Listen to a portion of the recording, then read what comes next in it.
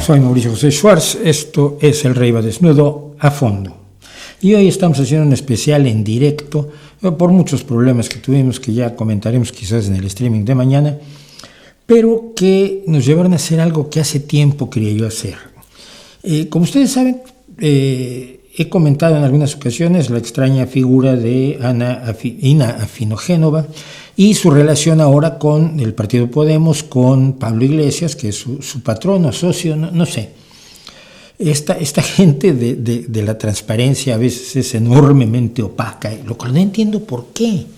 ¿Qué problema hay? Pues es mi socio, el del canal lo paga Roures o la hija de Roures, o no, lo paga Pepe, el que hace velas en Cáceres. Pues mira, qué bien. Pero no, son muy amigos de la opacidad, de la oscuridad. Pero en fin, he hablado en varias ocasiones de Ina Afinogénova y de lo que ella hace a modo de periodismo. Yo entiendo claramente que ella es licenciada en periodismo, pero eso no te hace periodista. Hay que recordar que muchos de los grandes periodistas del mundo, empezando por Kapuscinski, pues no estudiaron periodismo. El periodismo es un oficio, es una profesión, no es una carrera universitaria. Para lo que sirve la carrera universitaria de periodismo es para reducir en unos pocos meses, en unos pocos semestres, toda la experiencia que podrías adquirir en muchos años dentro del mundo periodístico. Yo no soy licenciado en periodismo, soy periodista, ejerzo el periodismo desde 1976 más o menos, y he sido profesor de periodismo, especialmente de géneros periodísticos y de un género que me apasiona en lo personal, la entrevista. He tenido la oportunidad de entrevistar a muchísima gente, tanto de la política como del arte, de la literatura, sobre todo de la música. Tenemos un montón de entrevistas y más que entrevistas, conversaciones que hemos hecho en este canal. Bueno, entonces me llamó mucho la atención que el presidente de México, Andrés Manuel López Obrador, decidiera darle a Canal Red de Pablo Iglesias y a Ina Afinogénova una entrevista que no ha querido darle a nadie. Yo sé que hay muchísimas instancias que le han pedido al presidente López Obrador que les concediera una entrevista. Él antes hablaba con un montón de gente, se dejaba entrevistar por todo el mundo, por la gente de Univisión, por la gente de lo que hoy es Latinos, por la gente de las distintas radiodifusoras mexicanas, pero en los últimos años no ha querido hablar con nadie. Curiosamente dijo en una de sus homilías mañaneras que él no daba entrevistas. Bueno, dice, tengo una comprometida. Y esto era anunciando la que iba a ser precisamente con Afinogénova. La pregunta todo el tiempo ha sido comprometida, ¿por qué? ¿De qué? ¿O cómo está esto del compromiso? Porque suena extraño. No creo que se pueda comprometer fácilmente a López Obrador a hacer absolutamente nada. Y por lo tanto, pues es una operación de alguien cercano a él. Permítanme un segundo, porque estamos estrenando una mezcladora, porque la que teníamos se averió. En fin, ha estado pasando de todo en este canal. Bueno, el punto es que a mí me interesó la entrevista, pero no por las respuestas de López Obrador. Las respuestas de López Obrador son las mismas que da todo el tiempo. No da una sola explicación, se regodea en su capacidad de manejar la demagogia con mucha eficacia, y ya sabemos lo que va a responder. No es necesario, salvo que se hiciera una entrevista con cierta agudeza, lo que va a responder lo sabemos, no es nada extraño. Y no es nada extraño desde hace muchísimos años. Pero me llamó la atención que fuera una entrevista más ágil. Sé cómo es la situación, por qué él le da a un medio minúsculo, diminuto, de un expolítico en desgracia, como es Pablo Iglesias, un hombre que llegó a ser vicepresidente segundo de gobierno en España y que huyó despavorido ante la realidad del poder, que no era lo que él creía, que básicamente era hacer lo que se le diera la gana, y que ahora tiene pues efectivamente tiene un canal de YouTube como este, ¿no? Un poquito más de gente, no muchos, tendrá el triple de suscriptores que yo, pero un pequeño canal. Si yo le pido a cualquier presidente del mundo una entrevista para mi canal, pues me va a mirar con cierta pena, ¿no? Pero pero le da esa entrevista, y yo sé por qué. Hay mucha gente en las inmediaciones del López Obrador que no es un hombre de izquierda, le gusta que lo alaben los de la izquierda, pero él siempre ha dicho que no es de izquierda y ha dado razones por las que no es de izquierda, y no le gusta cómo la izquierda va en contra de la familia y busca destruirla. Entonces, bueno, pues tú crees que eso es la izquierda y por eso no eres de izquierda, allá tú, pero no eres de izquierda. Es lo que siempre ha dicho el Obrador, pero ahora está rodeado de gente de la izquierda, sobre todo la izquierda leninista mexicana, y está rodeado de aduladores de la izquierda. Todo esto dicho lleva a que decida darle la entrevista. Por lo tanto, es una entrevista pactada, por supuesto que es una entrevista pactada, es una entrevista en la que se sabe que no va a haber agudeza periodística, que no va a haber interés en informar a la ciudadanía, al público, en este caso al público español, pero también al público latinoamericano, ya que siempre ha sido intención de Pablo Iglesias ser una figura mediática para la izquierda latinoamericana. Antes fue una figura de asesoría política para los gobernantes de lo que llamaron el socialismo del siglo XXI, que era del siglo XXI, sin duda alguna. Pero, ¿por qué darles esta entrevista? ¿Y por qué se pueden molestar tanto? Perdón.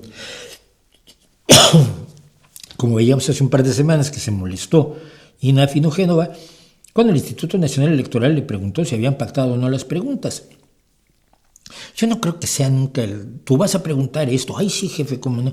No, pero vas con el amigo de Pablo, el que entrevista mucho Pablo, y le dices, ay mira, voy a entrevistar a López Obrador, pues mira, pregúntale sobre tal cosa, ay qué buena idea, y tú apuntas. Esto siempre pasa cuando uno va a entrevistar a alguien, pregunta y se informa.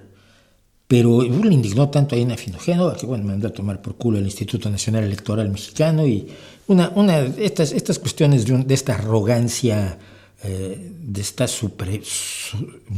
prepotencia que siempre la ha caracterizado desde que durante muchos años pues, fue la voz de Putin en América Latina, la voz de Putin en español, la voz del Kremlin, que terminó diciendo un día que dijo es una estupidez creer e insistir, como dicen estos miserables, que Putin vaya a invadir Ucrania. Esto dicho 1 o 2 días antes de que las tropas invasoras del imperialista atacaran a su pacífico vecino. Bien, entonces, lo que me interesó, sin embargo, fue, y me interesa que hablemos y que veamos, son las preguntas, no las respuestas del observador. Muchas personas me han pedido, y he empezado a hacer y no he terminado de hacer, por desgracia, un curso de periodismo con la esencia de lo que yo enseñaba en mis clases de géneros periodísticos. Y no lo he hecho por falta de tiempo. Entonces, vamos a comentar algo de esto que he llamado, pues, no lo negaré, con un poco de mala leche, las entrevistinas. Bueno, ella dice que hace cafeína, yo digo que es toxina, y por lo tanto hace entrevistina. Es una cosa amable. No se trata de atacarla en lo personal. Sigo considerando que ella está siguiendo el juego del Kremlin, defendiendo la rendición de Ucrania, como lo está haciendo Canal Red en general, diciendo se debería terminar la guerra, se deberían hacer conversaciones, y las conversaciones de paz deberían dar como resultado que el 25% del territorio ucraniano pasara a manos de Vladimir Vladimirovich Putin. Entonces puedes estar en contra de la guerra y estar a favor de Putin, curiosamente, ¿no? Y incluso puedes hablar en contra de Putin y hacerle el juego a Putin. Entonces, eso no es una cosa personal. Quiero que lo analicemos verdaderamente desde el punto de vista periodístico y ver qué podemos aprender de cómo se hace y cómo no se hace una entrevista a una persona. Tengo que empezar contando lo siguiente. En el mundo de las entrevistas, en el universo de la entrevista, hay distintos tipos de entrevistas. Está la rueda de prensa, donde tienes la oportunidad de hacer una pregunta, es una entrevista colectiva, multitudinaria. Está la entrevista de acontecimiento, donde paras a un político que va saliendo de un sitio, oiga señor, está pasando esto, ¿qué opina usted? Una cosa así, por ejemplo, a mí como periodista cultural me dio las únicas 8 columnas que tuve en toda mi vida, cuando se había precisamente promulgado la ley Simpson-Rodino contra los inmigrantes mexicanos. Y yo entrevisté a Martínez Corvalá, que era entonces senador de la República, y que habló en contra pues, de esta nueva ley que habían promulgado o pretendían promulgar el Congreso de los Estados Unidos. Y está la entrevista de personalidad. La entrevista de personalidad pretende profundizar en la realidad de una persona. Esto se hace generalmente o con personajes de un gran calado internacional o con artistas, creadores, deportistas, a los que no le vas a informar a la gente de cómo juegan al fútbol o cómo hacen su música, sino de cómo son como personas y si les gusta el chocolate con churros o lo prefieren con croissants y este tipo de cuestiones. Puede ser frívola o no, pero son distintos tipos de entrevista. A un mandatario que vive en una situación de tales crisis continuadas como López Obrador, casi todas ellas culpa suya, por cierto, creo que lo conducente sería hacer una entrevista que informe a la gente sobre todos los huecos que ha dejado el discurrir de López Obrador a lo largo de los últimos 5 años y medio, de las preguntas no respondidas porque nadie se las ha formulado. A cambio de eso tenemos una entrevista de un fan a un idolatrado, pero por cuestiones que además me parecen en particular graves. Dicho todo eso, que es muchísimo, vamos a empezar a escuchar las preguntas que hizo Ina Afinogenova primero a López Obrador, y si nos da tiempo vamos a ver algo de lo que le preguntó a Claudia Sheinbaum, la candidata oficial a la presidencia de México. Usted ha manifestado en muchísimas ocasiones que cuando se acabe el sexenio dejará la presidencia, dejará la política, ni cargos, ni conferencias, ni siquiera redes. ¿Qué planes tiene y cómo ve la jubilación? Pero cree que será fácil porque, quiero decir, habrá momentos en los que su propio partido querrá un consejo o usted tendrá ideas que puedan contribuir al desarrollo del país, algunos momentos difíciles. Ya ayudé mucho. ¿Existe algún proceso mental de preparación? ¿Cómo se prepara uno para, de repente, después de 6 años de este ritmo, un día levantarse y decir, ya no soy presidente, ya no tengo matutina, ya no tengo agenda, ya... Bien, las 3 primeras preguntas van destinadas a que en septiembre López Obrador va a dejar el gobierno. No creo que venga al caso señalar el ritmo al que ha trabajado o no ha trabajado, pero todo ello va orientado a que lo importante es él. Y cuando él se vaya, ¿acaso se quedará su partido huérfano? Me parece interesante, pero no mal. ¿Qué tiene Claudia que no tiene AMLO? Otra pregunta que le quería hacer es si teme por el rumbo que puede tomar Morena, si se va un poquito a otro lugar, porque un movimiento tan amplio puede acoger algunos sectores más al centro derecha. ¿No tiene miedo que se termine corriendo un poco? Aquí hay una presuposición que a mí me llama muchísimo la atención y es la idea de que Morena es un partido de izquierda, un movimiento de izquierda. Considerando que la mayoría de sus candidatos a todos los puestos de elección popular son expriistas o expanistas, a mí me cuesta mucho trabajo y me resulta necesario que me explicara, en todo caso, el presidente de la República y líder del movimiento, si todas esas personas se han movido a la izquierda. Yo insisto, López Obrador siempre ha dicho que es heredero de la izquierda o que no es de izquierda, pero que no es un hombre de izquierda, y sin embargo se le encasilla, se le encajona o se le ubica en la izquierda prácticamente por decreto, y al movimiento también. Y tú empiezas a hacer cuentas, y entonces dices, yo como periodista que le hubiera preguntado, olvídense de si me cae bien, si me cae mal, si lo conocí, si no lo conocí, que si lo conocí. Yo le preguntaría, ¿Usted cree que Morena es una organización esencialmente progresista? Yo sé que me va a decir que sí. Y entonces le preguntaría yo, ¿cómo es posible o cómo es creíble que sea una organización de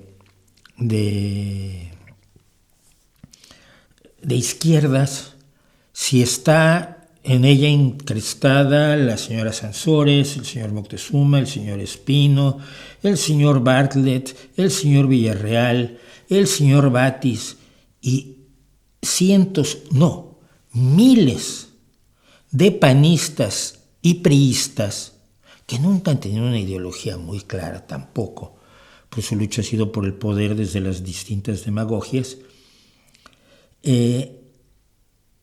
¿Cómo es posible que creamos que esto es un movimiento que tiene una ideología, una orientación de izquierda con estas personas a las que además ya se les ha pillado en multitud de tranzas absolutamente iguales a las que hacían cuando el presidente era Calderón, el presidente era Peña Nieto, o el presidente era Salinas, o el presidente era Zedillo? Yo creo que esa es una pregunta relevantísima que nunca se le ha hecho y que es una pena que no se le haya hecho aquí. ¿Ha logrado a convencer a los ricos de que la cuarta T también les beneficia a ellos? Porque digo, siempre las políticas progresistas que benefician a los pobres, y aquí estamos hablando de 5 millones de mexicanos que han salido de la pobreza en los 6 años, pues en la mentalidad de empresarios de la clase media alta, ¿no? Lo vinculan con que a ellos les va a perjudicar. ¿Usted cree que ha logrado convencerlos de que...? Bueno, claro que sí, los ha convencido, los ricos se han enriquecido más en el sexenio de López Obrador de los que se han enriquecido incluso con el PRI y el PAN. Pero me alarma mucho que, y aquí esta es una de las preguntas que yo haría, que me parecerían básicas, la periodista, la entrevistadora, asume que hay 5 millones menos de pobres en México. Y es una estadística muy dudosa, y voy a explicar por qué. Imagínese que usted es un potentado y hoy va al barrio pobre y le da un billete de 100 euros al 10% de la población de ese barrio pobre, acá familia. Y luego usted sale y declara ante los medios que usted ha reducido la pobreza en este espacio de dolor y de escasez, y que por lo tanto usted es un verdadero prócer. Usted ha reducido la pobreza ese día clarísimamente. La gente que no tenía para comprar muchísimos satisfactores, con los 100 euros que usted les ha dado hoy, ha reducido la pobreza. ¿Sería aceptable? Evidentemente no. Evidentemente la reducción de la pobreza implica dar a las personas que están en situación de desamparo, de desprotección, las herramientas necesarias para ser autosuficientes. Si quiere usted enseñar a pescar en vez de dar pescado. Es decir, inversiones para semilleros de empresas, educación de todo tipo, educación de, oye, si tienes girasol no vendas la semilla, quizás aquí puedes poner una pequeña prensa de aceite y empezar a vender aceite de girasol e invertir en las prensas de girasol para los ejidatarios del girasol. Es decir, miles de cosas, incluida por supuesto la educación y la formación científico-tecnológica en las distintas áreas donde trabaja la gente que está más desprotegida y que recibe los peores sueldos y por lo tanto vive en pobreza o no tiene sueldos. Todo eso y mil cosas más, que son las políticas sociales que promueve la izquierda, son las que acaban con la pobreza porque esas personas dejan de ser pobres por sus propias manos, con todo el apoyo del Estado, por supuesto, con la inversión de una enorme cantidad de dinero. Pero cuando a cada uno de ellos le das un dinero mensual, no estás invirtiendo en infraestructura, no estás invirtiendo en educación, no estás invirtiendo en capacitación, no estás invirtiendo en mejoras para la calidad de vida, electricidad, drenaje, agua, escuelas, clínicas, pero estás dándole a cada quien una cantidad mensual ¿Eso es una reducción de la pobreza? Yo digo que no. Porque el día que se acabe el dinero, regresan a donde estaban o peor. Sobre esto, quería preguntarle sobre las recientes reformas, propuestas que mandó al Congreso. Muchas buscan blindar programas y derechos que ha puesto en marcha durante el sexenio. Otras recuperan algunas iniciativas que fueron rechazadas, o bien por los tribunales o bien por el Congreso.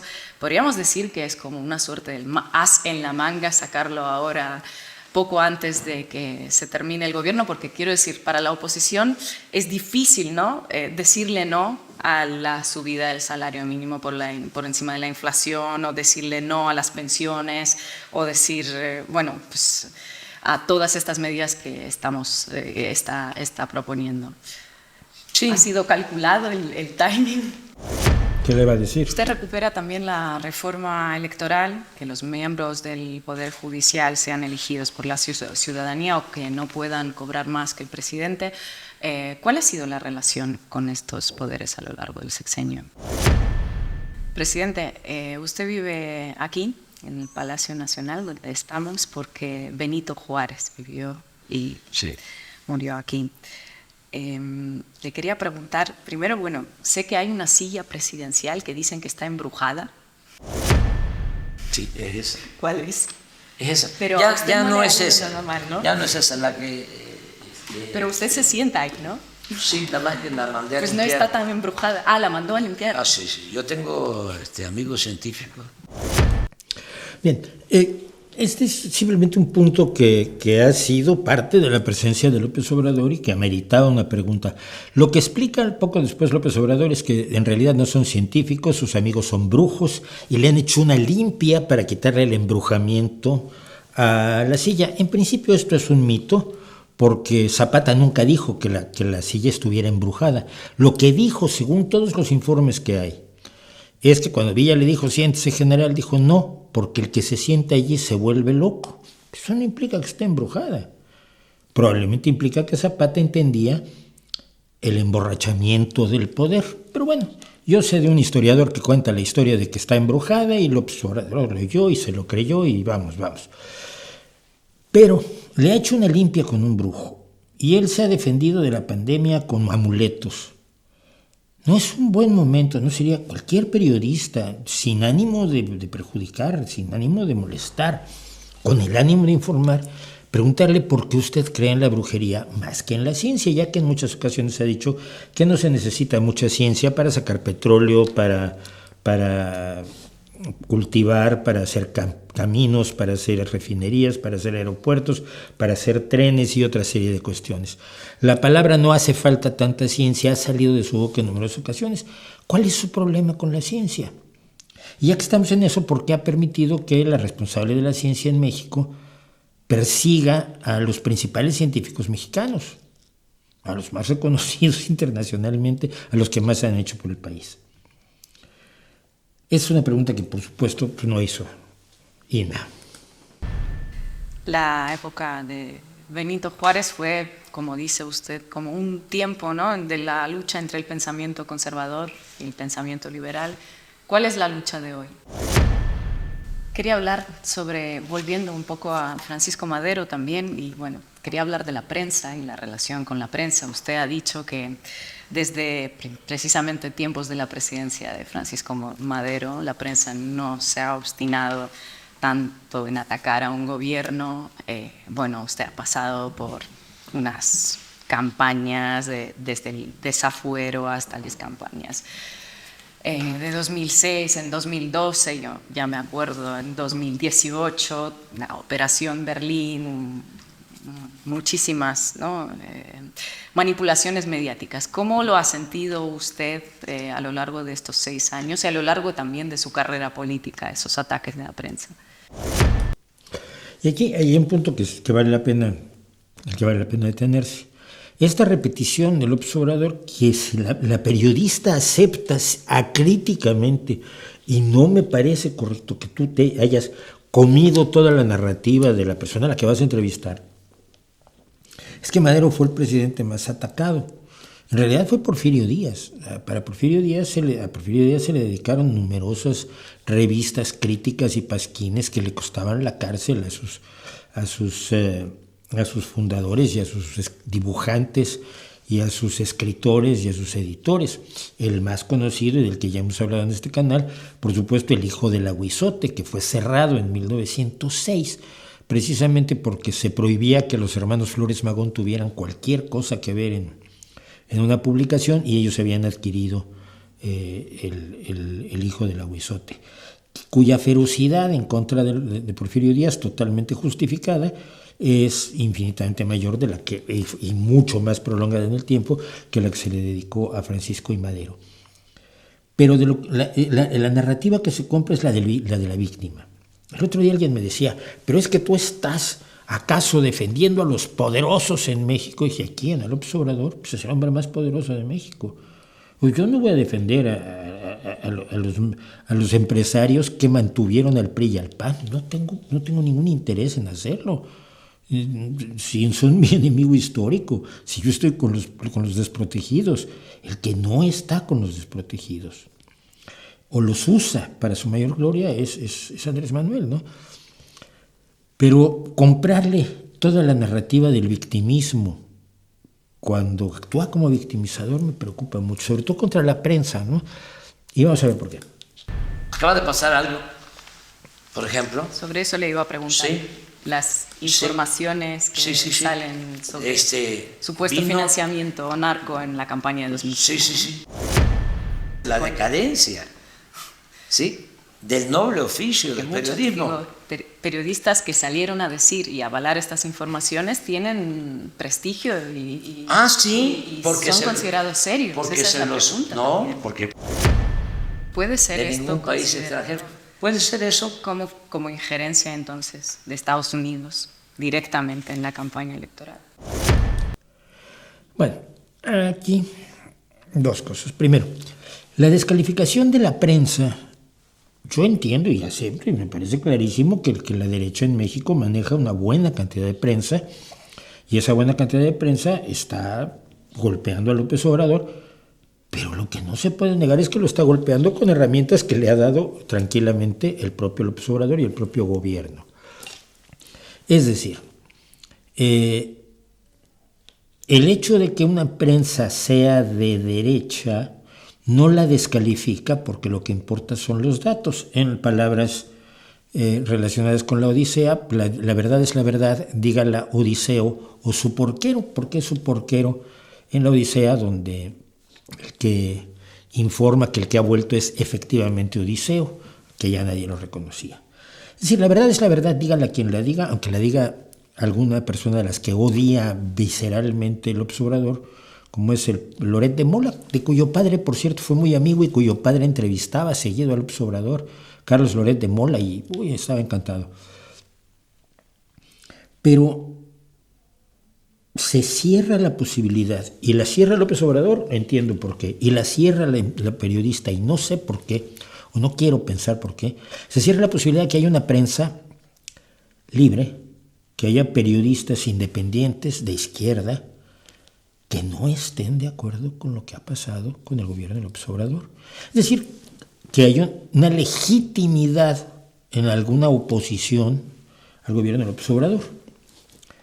Que la oposición es legítima, que la crítica es legítima, que la democracia exige la pluralidad de ideas, no exige la absoluta adoración y sumisión, que es lo que se le ha pedido a la prensa.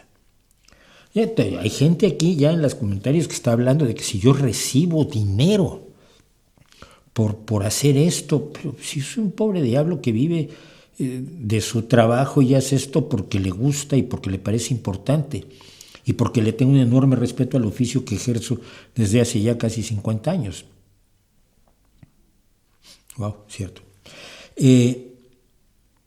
Pero no se permite, no se considera aceptable que nadie de buena fe pueda estar en desacuerdo con lo que está haciendo el observador, y lo que está haciendo es grave. Las mañaneras han tenido... Han ayudado mucho. Influencia en esto. Mucho. ¿Usted sabe que es el streamer hispanohablante más seguido del mundo? Sí. Aquí sí, ya es. Sí. No entiendo mucho de eso, Pero Pero mirará las estadísticas, el Jessy número de visualizaciones que recibe. sí, Jessy me informa. ¿Y qué cree que es lo que tiene Andrés Manuel López Obrador que no tiene otro streamer hispanohablante? ¿Ha temido alguna vez por su vida? Ya viendo cómo han acabado algunos presidentes mexicanos. No pienso. Aquí sí. ¿Cómo han acabado qué presidentes mexicanos? El último asesinado fue Álvaro Obregón. Lo asesinaron los cristeros, lo asesinó la Iglesia Católica. Pero de esto hace 100 años. 100 años, más o menos, el asesinato de Álvaro Obregón. ¿Cómo han acabado otros presidentes mexicanos? Matan a tantos presidentes mexicanos que usted seguramente teme por su vida. Es absolutamente imaginario y solo tiene por objeto la autoexaltación de López Obrador. Con muchos compañeros latinoamericanos comentamos de vez en cuando que México, al menos ahora, parece impermeable a que surja un candidato como Javier Milei en Argentina o Bolsonaro en Brasil, o sea, una ultraderecha recalcitrante. Y es el único gobierno progresista de América Latina que llega al final del mandato con un altísimo índice de aprobación y que garantiza la continuidad. ¿Cómo lo han logrado? ¿Es por eso? Por eso. ¿Hay algunos consejos más a los gobiernos progresistas de América Latina que ahora están?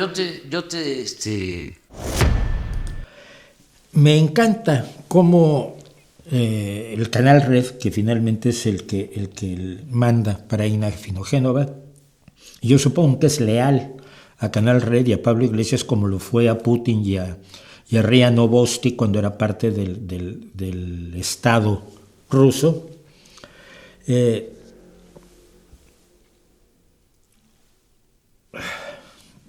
¿Cómo pongo? A ver, ¿cómo lo pongo? ¿Por qué se saltan los gobiernos de izquierda de Uruguay, que llegan a su fin de mandato, que se repiten la presencia de los socialdemócratas, no de los socialistas del siglo XXI, de los socialdemócratas en la política uruguaya de una manera bastante normal? Porque no son cercanos al leninismo ni cercanos al populismo laclausiano. Pero entonces, al singularizar a López Obrador, se está diciendo que no importan las izquierdas que no sean de las mías. Y esto es muy relevante para el resto del análisis. Usted ha sido clave para la defensa de gobiernos progresistas de Latinoamérica. Es persona non grata en Perú por ha acogido la familia de Pedro Castillo, ha recibido a Evo Morales, no ha ido a la Cumbre de las Américas porque no habían sido invitados Cuba, Venezuela, Nicaragua. Hace poco ha dicho que Cuba merece ser patrimonio de la humanidad por la resistencia. Estos posicionamientos, ¿no?, que son sin medias tintas, quedan mal con una parte importante de los poderosos. ¿Le ha costado algún tipo de consecuencias personales? ¿Le ha costado algún tipo de consecuencias a México? ¿Ha sentido algún tipo de castigo por esto? No. Yo no lo voy a entender, pero aquí está la clave del tema. Se trata de ubicar a México dentro del esquema del socialismo del siglo XXI, al que asesoró intensamente Pablo Iglesias y toda la gente que posteriormente haría Podemos hace ya 10 años, casi 10 años. ¿Cómo puedes, siendo de izquierda, o diciendo que eres de izquierda, llamar progresistas a gobiernos como el de Cuba, Venezuela y Nicaragua, que son dictaduras donde la vida de los más desprotegidos es aterradora, donde el sueño esencial de la izquierda, que es hacer una vida más digna y más feliz, para los más desfavorecidos, para los que han sido explotados, humillados, discriminados, marginados, despreciados y asesinados con gran frecuencia. Si no se hace, pero te llamas de izquierda y proclamas una serie de dogmas o de frases bonitas, el pueblo unido jamás será vencido, estamos contra el imperialismo, eso ya te da carta blanca para que en España un grupo de niños ricos que se creen de izquierda te aplaudan y te sostengan para que sigas año tras año, y en algunos casos ya década tras década, y al menos en uno siglo tras siglo, haciéndole la vida imposible a los más desprotegidos de tu país, a los más pobres, a los que menos poder tienen, a los que les ibas a dar el poder, porque la izquierda busca distribuir el poder, y a los cuales no les has dado más que malos ratos. ¿Cómo es posible que tengamos todavía alguna credibilidad para la izquierda que es capaz de decir esto? Gobiernos progresistas, Nicaragua, Cuba y Venezuela. Hombre, no me jodas. Pero ha sido Trump bastante convencido de que había que levantar ese muro. O sea, es difícil de entender cómo se ha logrado revertir esa relación, porque al principio, cuando inició el mandato, estaba distanciada, ¿no? Y al final le agradeció el trabajo. Sí. El caso Trump es bastante peculiar en México y no es gusto del presidente tampoco hablar de esto, pero yo le preguntaría, es lo que yo habría hecho como periodista, no como crítico de su gestión, como periodista que quiere informar a la gente. Usted se enfrentó a Trump con un libro incluso que se llamó Oye Trump. Y sin embargo, en cuanto Trump llega a la presidencia de Estados Unidos, le exige que ponga usted fuerzas militares para controlar la inmigración y usted lo hace.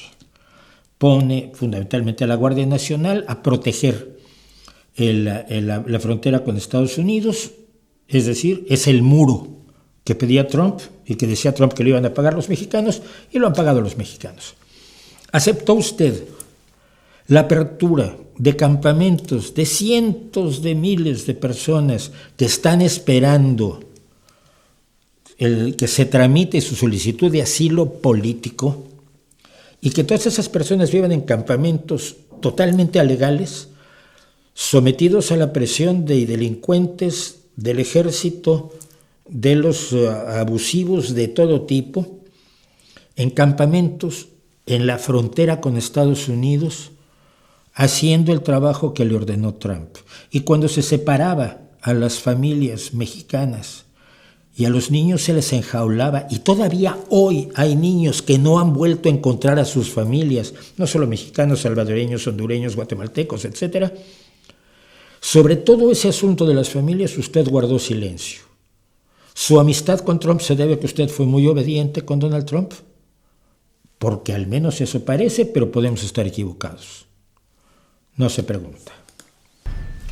Presidente, usted tiene una relación cordial con Joe Biden. Sí.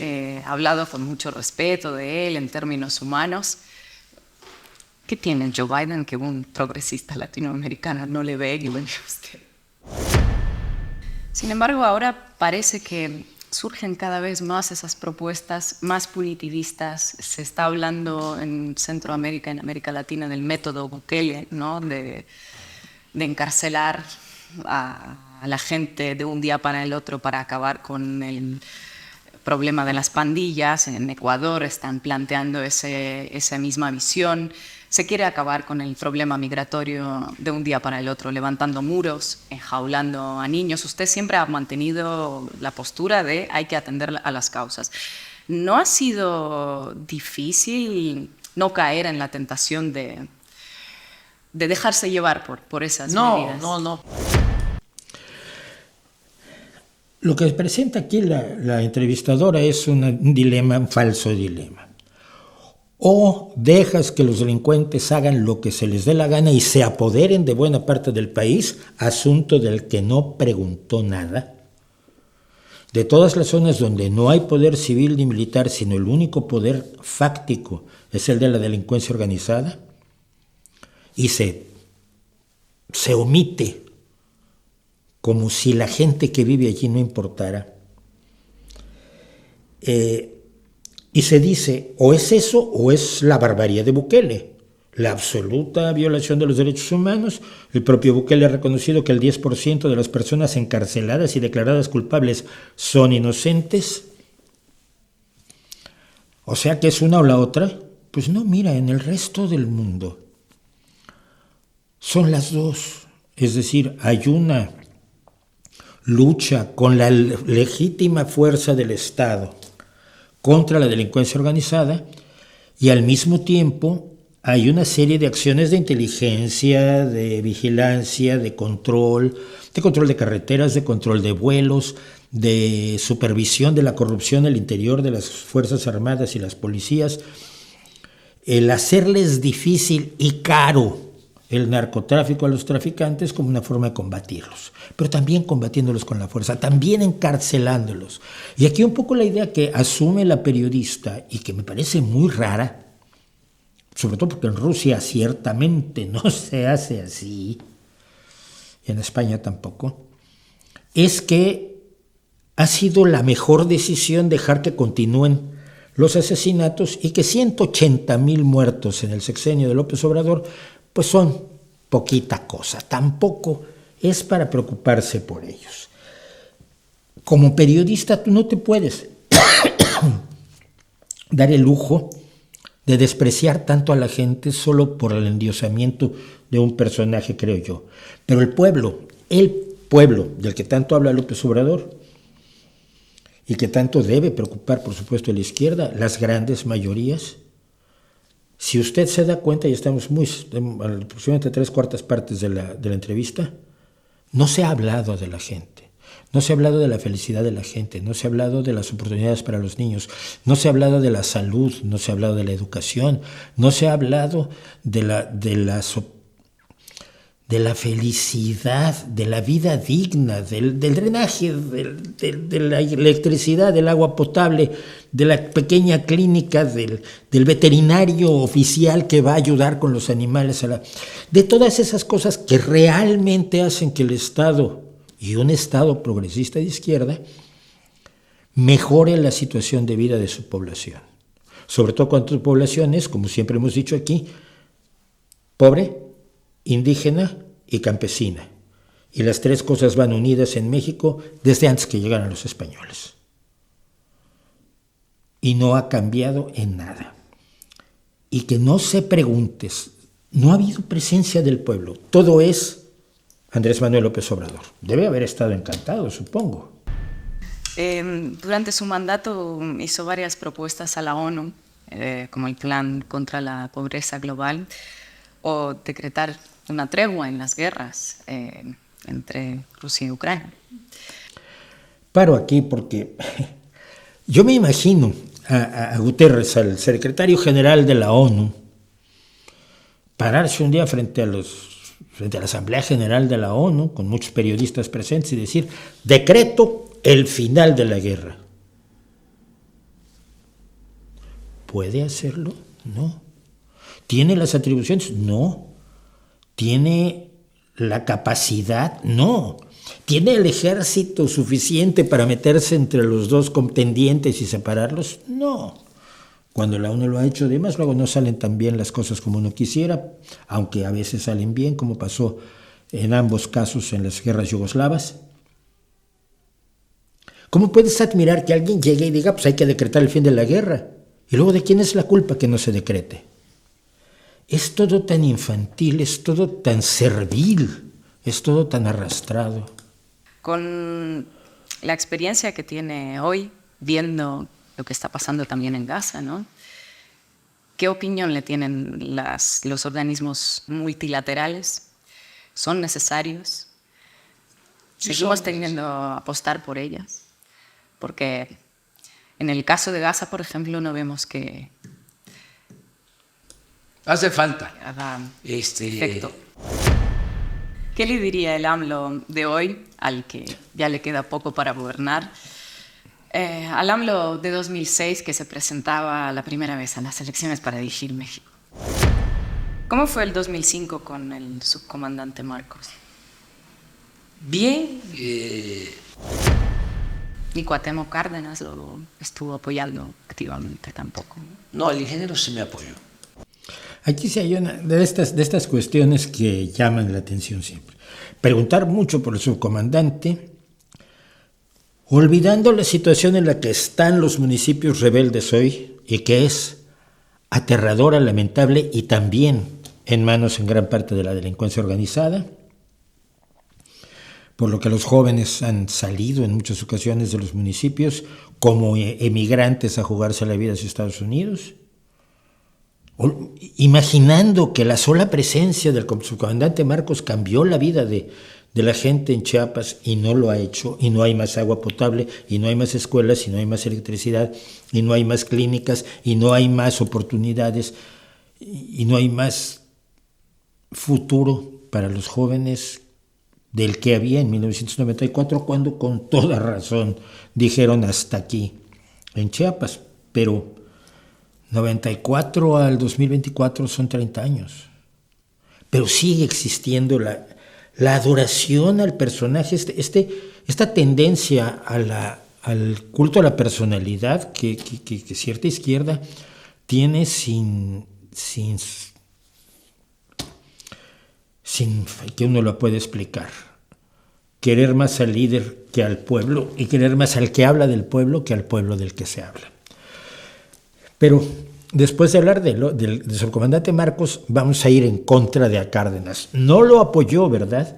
Y desafortunadamente, al menos en este caso, López Obrador reconoce que Cárdenas sí lo apoyó, por lo menos antes de darse cuenta de lo que había allí. ¿Cuál fue el mejor presidente para usted de Latinoamérica?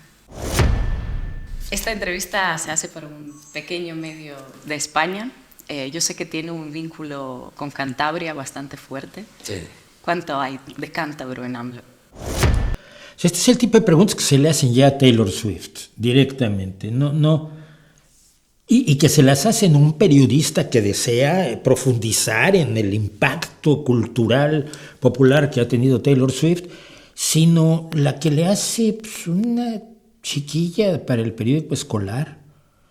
Y mire, yo mi primera entrevista tampoco me arrastré tanto, y se le hice a un gran actor mexicano, a Carlos Ancira. Yo tenía 17 añitos y era para el periódico escolar. Y aún entonces ya sabía yo que esto... Volviendo a España, ¿cree que algún día la corona española pedirá perdón por la conquista, o ya da esta batalla? Yo pienso que sí, lo van a hacer. Está en España todos, sí, no sé qué. Salinas, Calderón, Peña Nieto, están todos en España. Sí. Algunos con ciudadanía y la visa de oro. Sí. Sí, los tres están allá. Ojalá y se queden allá más tiempo. Está dando últimamente muchas conferencias. Sí. Con lecciones de economía. Sí. Es decir, ¿qué relevancia tiene que vivan en España 3 expresidentes mexicanos de lo peor que ha tenido México? No sé qué relevancia tenga. Zedillo tiene más porque es miembro de consejos de administración de numerosas empresas a las que les vendió parte de los bienes públicos de México, a cambio de lo cual lo han premiado manteniéndolo hasta el día de hoy. Pero los otros 3 vagos, no sé, no entiendo. La decisión más difícil que ha tenido que tomar en estos años. Algo que le produce tristeza no haber terminado, cumplido, cerrado definitivamente. No. ¿Qué le preocupa hoy a Andrés Manuel López Obrador que no le preocupaba cuando llegó a la presidencia? Siempre habla de que los pobres. Lo protegen los pobres. Los pobres. Y Presidente, si tuviese que escoger una medida, una decisión política, un momento del que está especialmente orgulloso, más orgulloso de esos 6 años? ¿Cuál sería? Ahí termina. Por supuesto, lo que dice Andrés Manuel, que está muy orgulloso de haber disminuido la pobreza, que evidentemente sería una verdadera hazaña si efectivamente fuera una reducción de la pobreza y si no hubiera crecido la pobreza extrema consecuentemente. Hay muchas cosas que preguntarle a un presidente, y un presidente como López Obrador en este momento. Pregunta, ¿por qué ha decidido enviar a reserva durante 5 años muchísima información que sería fundamental para valorar su mandato? Si usted siempre ha pedido transparencia, desde que era muy joven, desde aquellas movilizaciones en Tabasco, cuando México lo vio por primera vez, que fue golpeado en una acción frente a los pozos petroleros de Tabasco, le dieron un golpe y estaba sangrando y llevaba la camisa sucia de sangre. La primera vez que yo vi a López Obrador. Usted siempre ha pedido transparencia. ¿Por qué la opacidad ahora? ¿Por qué no responde efectivamente a las acusaciones que hay de terribles corrupciones por parte de sus hijos? No basta que diga que los periodistas que exhiben esas corrupciones son de derecha, son conservadores, son malvados, son sus enemigos, son sus adversarios, los pagan los más malos del mundo. Ya, pero eso no quita que están las grabaciones y usted debería darles explicación. ¿Por qué? ¿Por qué hace un manejo de la pandemia tal que los propios datos del gobierno mexicano indican que hubo 300,000 muertes excedentes, que no debía haber ocurrido? De los 800,000 muertos en México por la pandemia, 300,000 eran evitables. Y usted dice que quienes han elaborado el informe que expresa esto, pues es un vil pasquín por gente toda de ultraderecha, malvada, conservadora, lo mismo de siempre. Pero son los datos de su propio gobierno los que se utilizaron para la elaboración de ese estudio. No se fueron a inventar a otro lado, no se fueron a recibir a los sótanos de la Casa Blanca. Son los datos del gobierno mexicano.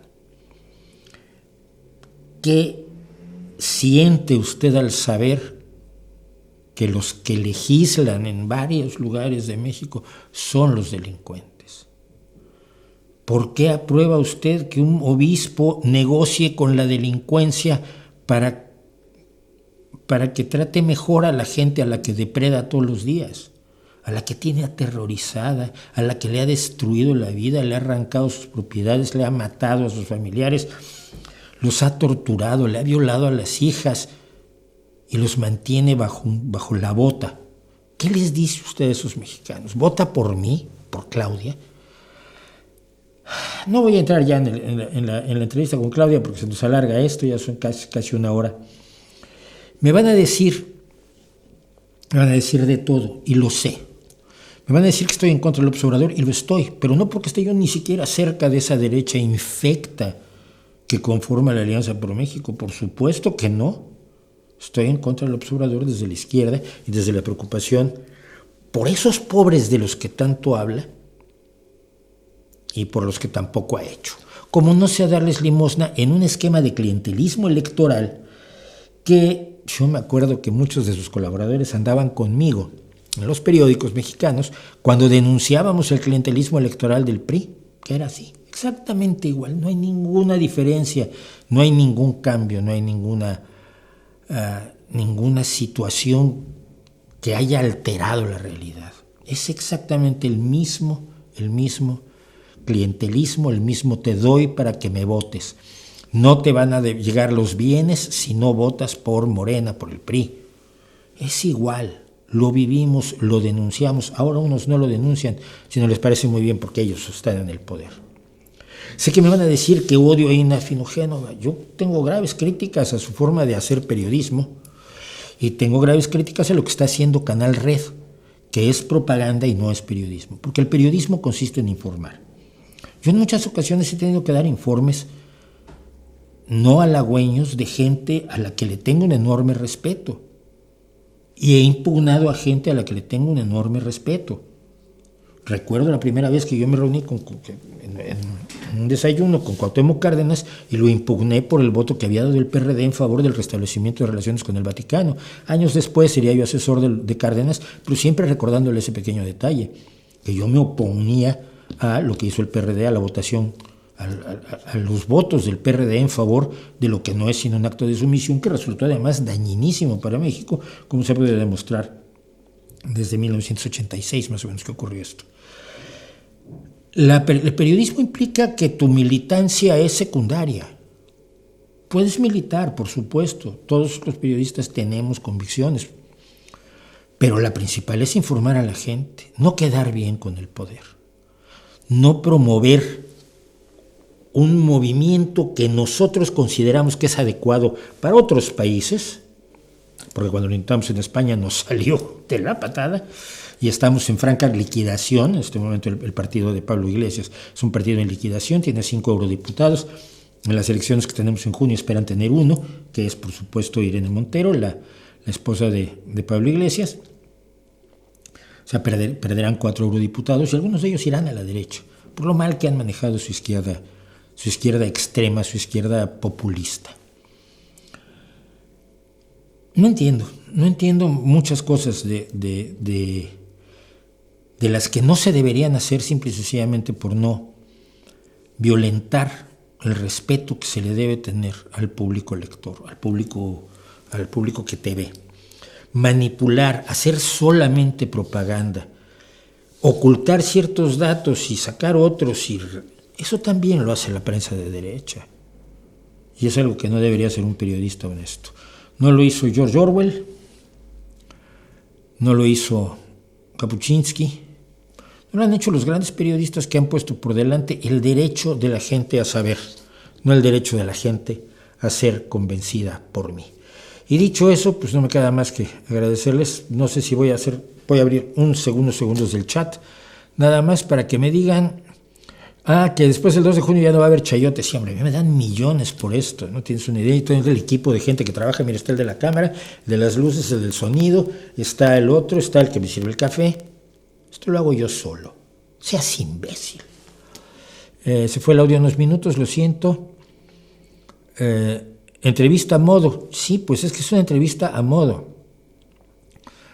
Dice César Alucard, síguelo haciendo, Mauricio, molesta el poder, estoy harto de esta clase de periodistas al presidente. Gracias por tus análisis.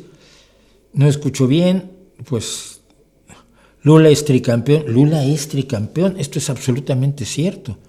Está en su tercer mandato y Lula ha tenido éxito, pero ha tenido un éxito que tampoco se le reconoce como parte del equipo interno de asesorados por Pablo Iglesias y Monedero y Rejón y toda esta tropa, Serrano,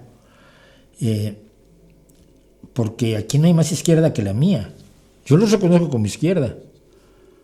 Hay muchos ateos de derecha en México, no que yo conozca, fíjate, creo que la mayoría de los ateos que conozco son de izquierda.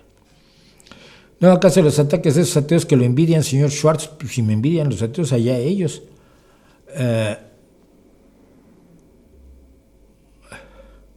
Fundar una organización nacional científica y atea, no, esto ya lo dijo Dawkins, organizar a los ateos es como pastorear gatos, es una tropa básicamente individualista, hay que hacer cosas en equipo, pero una organización nacional no estoy muy de acuerdo, me pueden convencer. Estamos esperando para pedir perdón por los crímenes de Hernán Cortés. Bueno, es que a mí me queda muy, muy claro que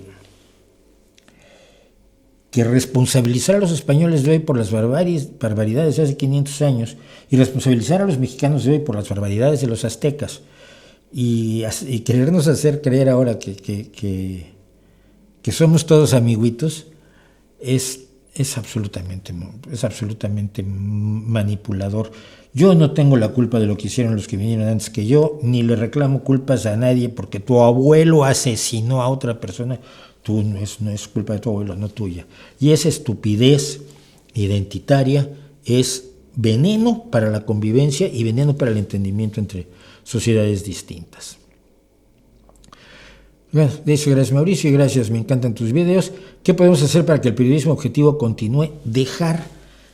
Sobre todo dejarnos de hacer eco del pseudo periodismo, de las fake news. Antes de retuitear, antes de compartir en Facebook, en WhatsApp, en Telegram, en lo que sea, confírmalo, revísalo, ve si la fuente es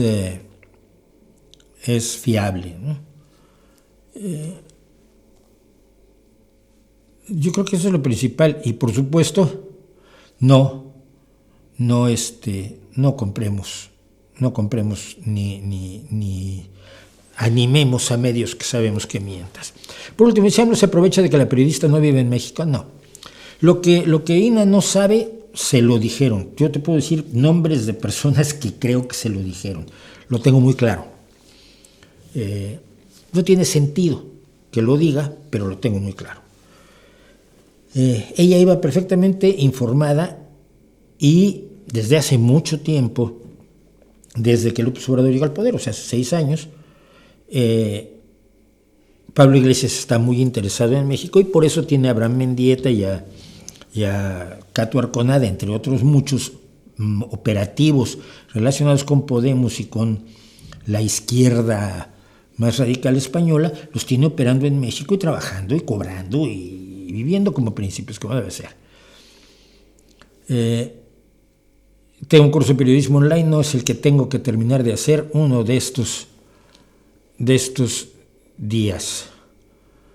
Y comente algo acerca del caso de María Amparo Casar, que recién ha sido una escalada en el ataque de AMLO a los periodistas críticos. Bueno, en este caso probablemente lo manejemos mejor el día de mañana en el streaming. Por mi parte lo dejo. Tenía yo toda la entrevista a Claudia Sheinbaum, pero no tiene mucho sentido. Es en la misma línea exactamente. Porque claro, si tú quieres informar de la situación electoral en México a los españoles o al público de Canal Red, es lógico que tu siguiente entrevista sea a Xochitl Gálvez, ¿no? ¿Creen ustedes que Canal Red, Pablo Iglesias e Ina Fino Génova van a entrevistar a Xochitl Gálvez? Y ya no digo a Maínez, ¿a Xochitl Gálvez? No, porque su interés, desafortunadamente, pues no es informarle a usted, sino convencerlo. Y eso es propaganda y no es periodismo. Por lo menos eso creo yo. Muchas gracias. Nos vemos en la próxima.